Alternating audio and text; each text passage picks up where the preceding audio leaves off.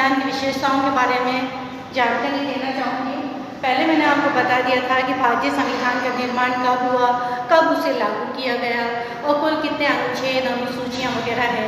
एक बार आपको वापस से रिवाइज कर दूँ कि हमारा भारतीय संविधान जो है वो 24 नवंबर 1949 को भारतीय संविधान का निर्माण किया गया, लेकिन भारतीय संविधान को जो लागू है वो 26 जनवरी 1950 को किया गया।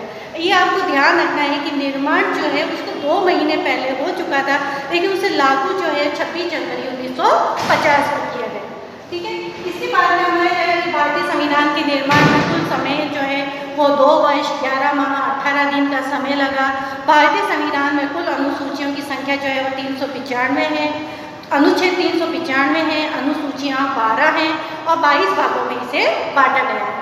अब भारतीय संविधान की विशेषताओं के ऊपर आते हैं कि जैसा कि मैंने आपको बताया कि हमारे भारतीय संविधान निर्माताओं ने सभी देशों के संविधानों का अध्ययन किया और फिर जो उनमें हमें उनको जो खूबियाँ, विलक्षणता जो नजर आई, उन सभी विलक्षण गुणों का जो समावेश है वो हमारे भारतीय संविधान में किया गया। तो हमारा भारतीय संविधान में एक हमारा कह सकते हैं कि हमारा भारतीय संविधान एक विलक्षण दस्तावेज है। सबसे पहले इसकी विशेषता आता है कि लोकप्रिय प्रभुसत्ता के ऊपर आधारित संविधान। जैसा कि आपको पता है कि हमारे भारतीय संविधान में या भारत देश में जो है वो लोकतंत्रात्मक शासन व्यवस्था को अपनाया गया है। तो अंतिम शक्ति किसके हाथ में होती है? जनता के हाथ में होती है। अब्राहम लिंकन ने बहुत अच्छी डेफिनेशन की दी है, जनता का, जनता के लिए और जनता के द्वारा बनाया गया शासन ही जो है वो लोकतंत्र शासन कहलाता है। तो अंतिम शक्ति जो है वो जनता के हाथ में है, इसलिए लोकप्रिय प्रभुसत्ता के ऊपर आधारित संविधान है। जनता जब चाहे निर्वाचित प्रतिनिधियों को चुन सकती है और उनको हटा भी सकती है।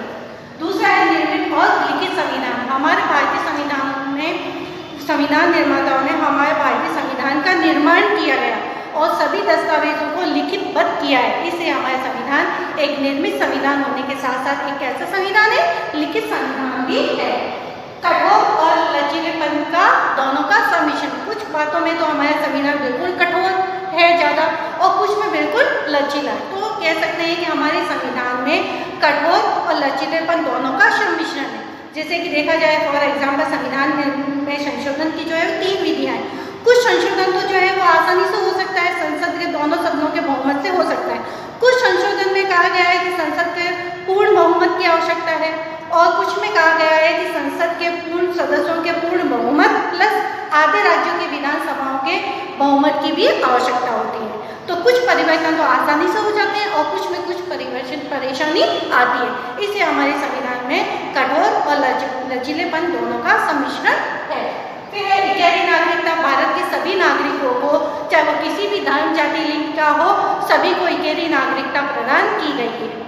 फिर है एक ही राष्ट्रभाषा। भारतीय संविधान में विभिन्न भाषाएं हैं, लेकिन भारत के संविधान में एक ही राष्ट्रभाषा को घोषित किया गया। वो कौन सी है? देवनागरी लिपि में हिंदी को राष्ट्रभाषा के रूप में अपनाया गया है।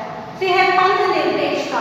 हमारे भारत में विभिन्न धर्मों के मानने वाले लोग रहते हैं। इसमें सभी धर्मों का जो है आदर और सम्मान की दृष्टि से देखा जाता है। किसी भी धर्म को राज्य धर्म की संज्ञा नहीं दी गई है।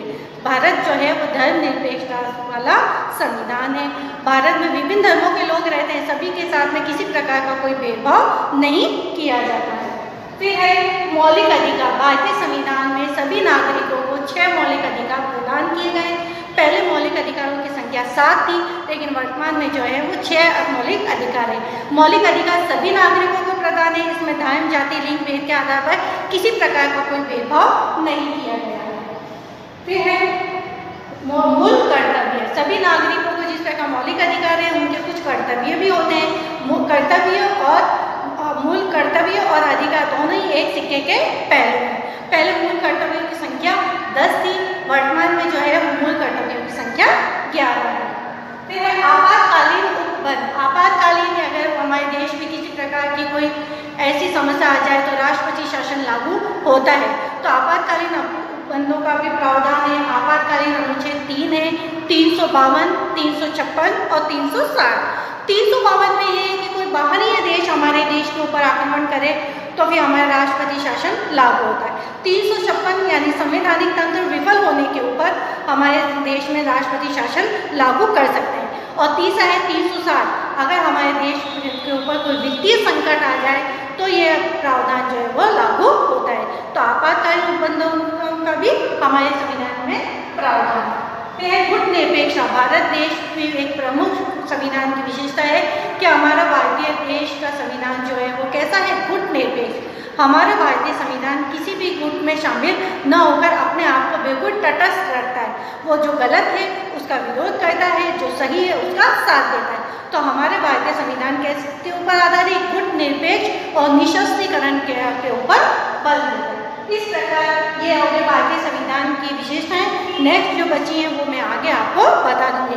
उम्मीद करती हूँ कि आपको ये समझ में आ गया होगा। ओके, अल्लाह हाफिज़।